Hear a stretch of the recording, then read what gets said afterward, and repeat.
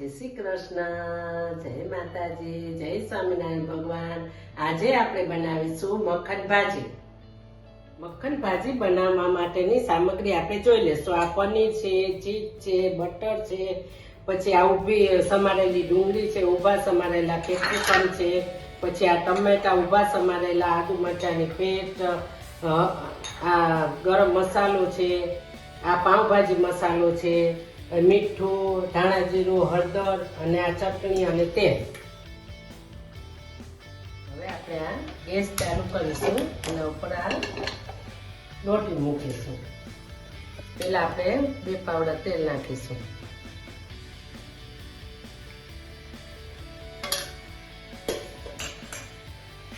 Butter નાખીશું।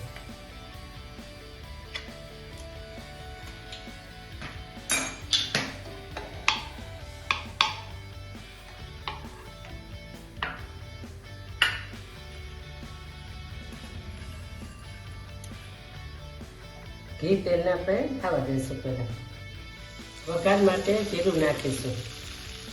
જીરું નાખી અને આ ડુંગળી નાખીશું। આ કેપ્સિકમ નાખીશું। આ ટમેટા એને આપણે ચડવા દઈશું થોડી વાર। આ આદુ મરચાંની આદુ લસણની પેસ્ટ નાખીશું। આ મસાલા કરીશું, ચટણી, મીઠું, ધાણા જીરું, હળદર, આ ચણા મસાલા છે, આ પાવભાજી મસાલો બધી નાખી થોડીક વાર ચડવા દઈશું। આ પનીર નાખીશું।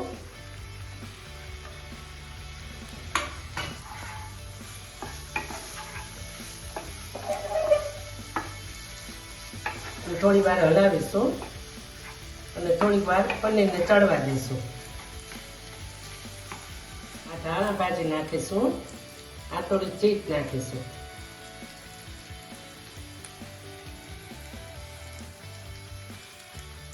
આપણી આ ભાજી બનીને તૈયાર છે।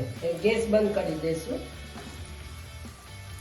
આ મસાલા પાવ આપણે કરીશું।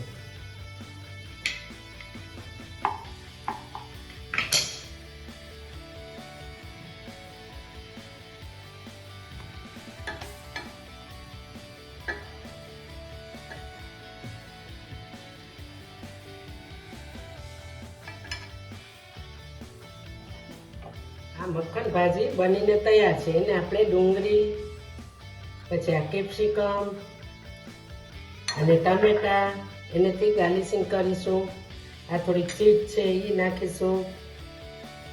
આપણી મક્ખન ભાજી બનીને તૈયાર છે। એને પાઉં સાથે ખાવામાં બહુ સારી લાગે, બહુ સારી લાગે છે।